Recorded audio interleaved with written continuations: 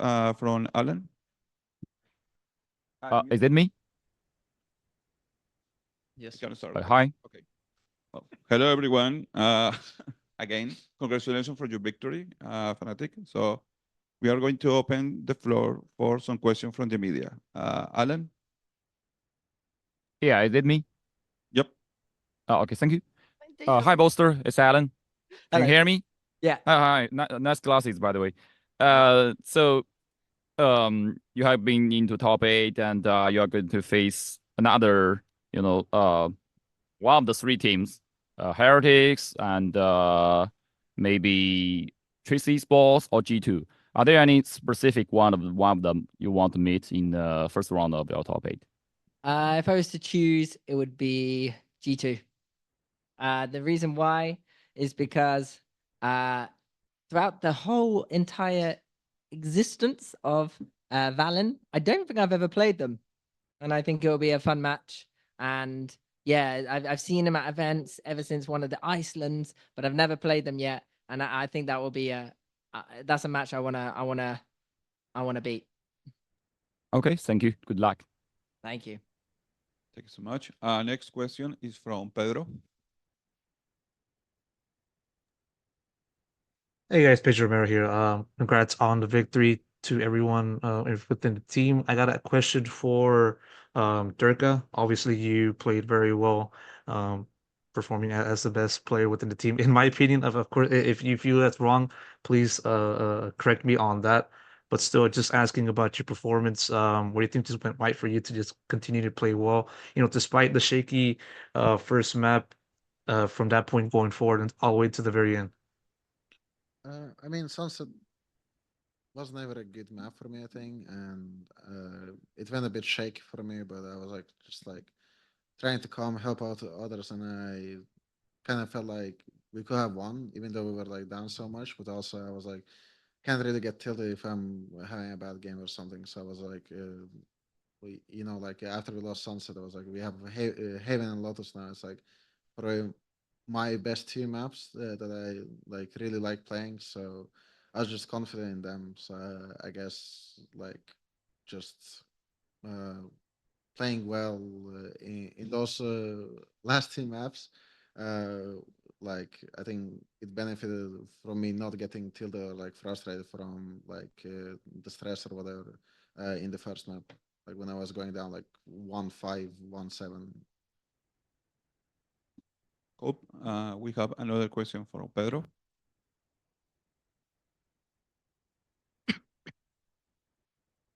All right. I'm gonna send this one over to Boaster. A little bit of a piggyback on my last question, but more so just focusing on just everyone with the team. Obviously, despite the shaky start to the series, there were moments in which everyone popped off individually speaking, not just Durka. I'm sure I remember that back then there was a clutch made by Hero, and then also yourself playing on the operator, popping off on that as well. And so it just sort of gives out a very a collective effort. And so when you see a team like that playing well, in which everybody else has their moments besides yourself or Durga, how important does that dance bring to the form of the team, you know, going forward into the future as you guys now head towards playoffs, both physically and also mentally as well? Yeah, it was something I was saying in the huddle before the first game is that each one of these players, they know how to win. And that's like with us, whether it be Lock-in or Tokyo, and for Hero, EMEA, we know how to win. We know what we're capable of when we're feeling ourselves.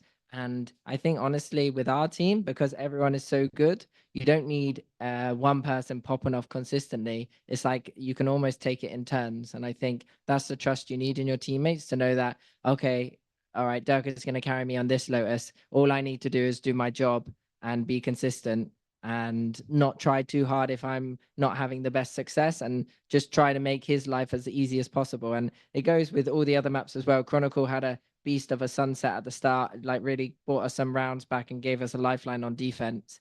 And yeah, like you said, Hero on Haven as well. I can remember specifically. Yeah, good vibes. No, he did a little Fortnite dance. He must have done something good that round. No, I can find something. Wait, let me think.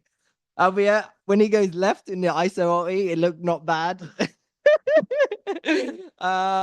But no, like even Alfia in our game versus DRX, he performed so well and he was like popping off on all cylinders. So it's just like everyone has capability, everyone has potential. It's just we just got to trust each other and keep the vibes positive, because if we can stay positive and we can stay good mood and good comms, then that allows for someone else to thrive who might not thrive if we were to go all negative and start being quiet. Thank you so much. And next question is from Facundo.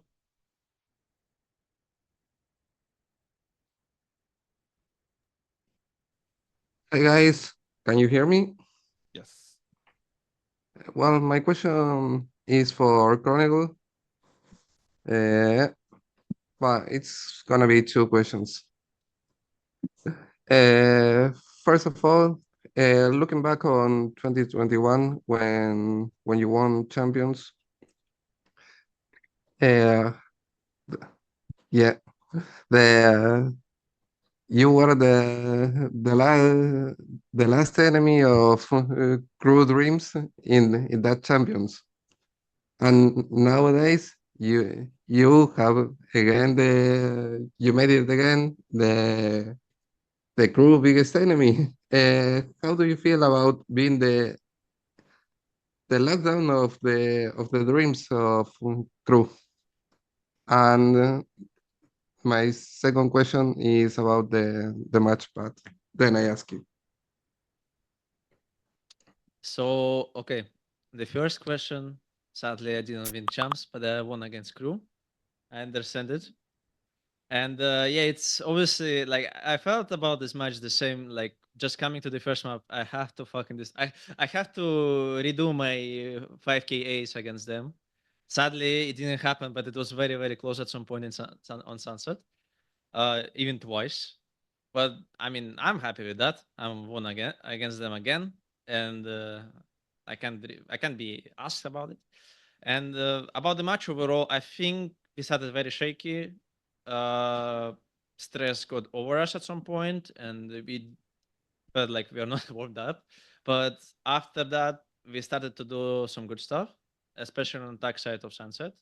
Even though we lost it, we did well, and we didn't let us fall down really hard after losing the map. And we just transferred all our performance from map 1 to map 2 and 3.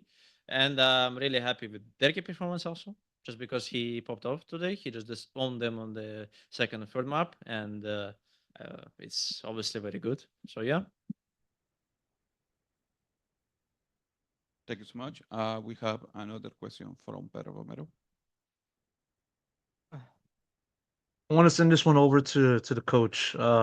Just sort of asking about your point of view on first map and just kind of what was the biggest difficulty that faced the team, especially in the first half, where you guys were putting the deficit on the defending side. And sure, you guys were able to make that comeback in the second half. Obviously, it didn't result in a victory, but still, biggest issues that you saw in that first map.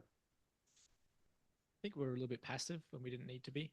I think there was a lot of scenarios where we had the information and we could have rotated and held the site, but we just kind of played a bit off site and forced ourselves into retakes, which we couldn't really win. So I think that was early on in the half, and then I think we won a couple of rounds. I think Kron had a couple of big ones.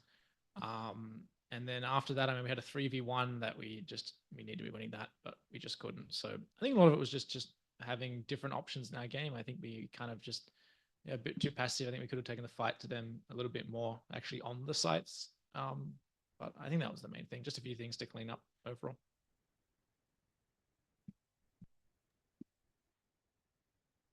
Right. I want to ask one more question again over to Boaster. Before the start of the competition, I asked you about your expectations for this event.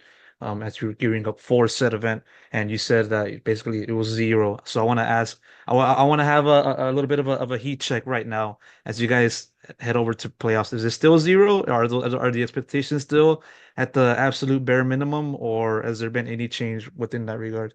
Yeah, for me, I don't like expectations. I'm not expecting anything. I'm just kind of going with the flow and going with the vibes. But yeah, I believe like I wouldn't be here if I didn't think that we could win this event and like do well.